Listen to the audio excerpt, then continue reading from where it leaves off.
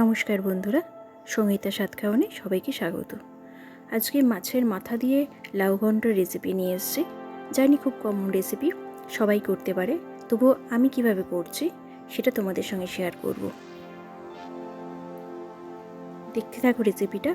যদি ভালো লাগে তাহলে রিকোয়েস্ট করব আমার চ্যানেলটা একটু সাবস্ক্রাইব করে আমার পাশে থাকার জন্য, আর লাইক আর কমেন্টস করে আমাকে উৎসাহ দেওয়ার জন্য। প্রথমে লাউটা ভালোভাবে জিরি করে কেটে নিয়েছি আমি।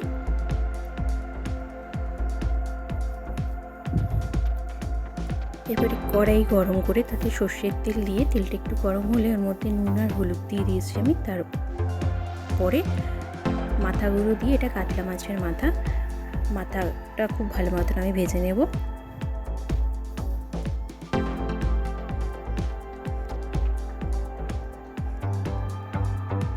মাথাটা খুব ভালো মতন ভাজা হয়ে গেছে, এবার এটা আমি তুলে নিচ্ছি।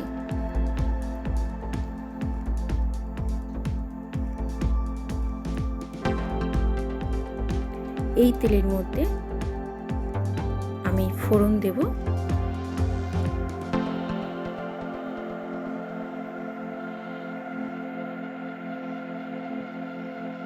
দিলাম তেজপাতা একটা মাঝখান থেকে ছিঁড়ে দিয়েছি, দিয়ে দিলাম শুকনো লঙ্কা আর জিরে দিয়েছিলাম। ফোড়নটা একটু নাড়াচাড়া করে একটু ভাজা ভাজা হলে এর মধ্যে আমি কেটে রাখা লাউটা দিয়ে দিচ্ছি।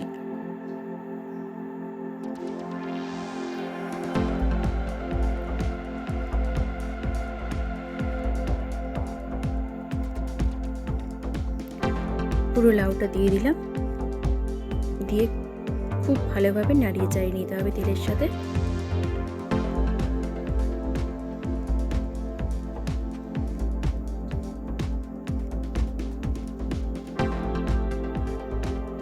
এবার এর মধ্যে দিয়ে দিলাম একটু নুন দিয়ে খুব ভালো মতো নুনটা আমি পুরো লাউটার সঙ্গে মিক্স করে নেব। নুনটা দেওয়ার জন্য লাউ থেকে অনেক পরিমাণে জল ছাড়বে, সেই জলেই লাউটা সেদ্ধ হবে। এবার আমি ঢেকে দিলাম গ্যাসটা লো করে। 5 মিনিট বাদে ঢাকনাটা খুলে দেখো অনেকটা কিন্তু জল বেরিয়েছে লাউটা থেকে। এই জলেই পুরো লাউটা রান্না হয়ে যাবে। এর মধ্যে আমি কিছু মশলা দিয়ে দেবো। এবার দিয়ে দিলাম আদা বাটা, প্রায় 1 টিস্পুন মতন আমি আদা বাটা দিয়েছি।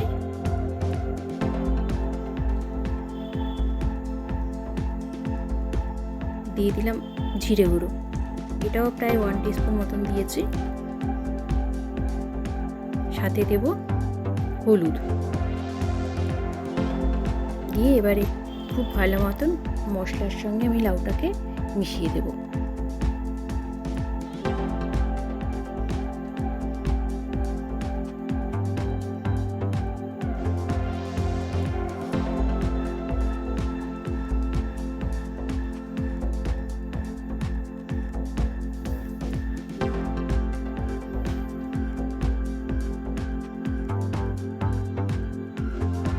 খুব ভালো মতন মিশে গেছে, ফ্লেমটা কিন্তু লোতেই আছে। দিয়ে দিলাম অল্প করে চিনি আর 2টো কাঁচা লঙ্কা।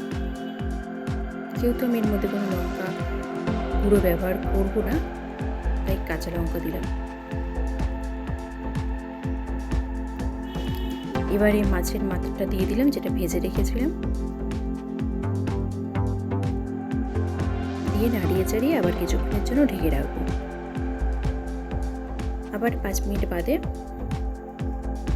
ঢাকনা খোলার পর দেখো জলটা অনেকটা শুকিয়ে গেছে, আর লাউটাও কিন্তু সিদ্ধ হয়ে গেছে।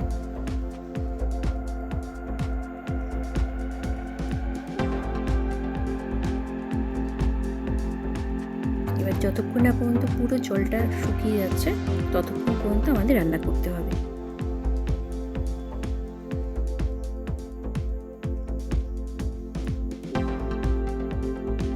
মাছের মাথা দিয়ে লাউ ঘন্ট খেতে সবারই প্রায় ভালো লাগে।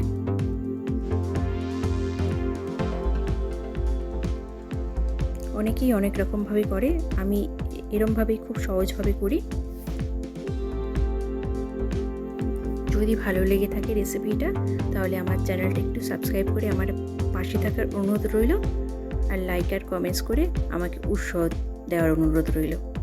আর এতক্ষণ রেসিপিটা দেখার জন্য অনেক অনেক ধন্যবাদ সবাইকে।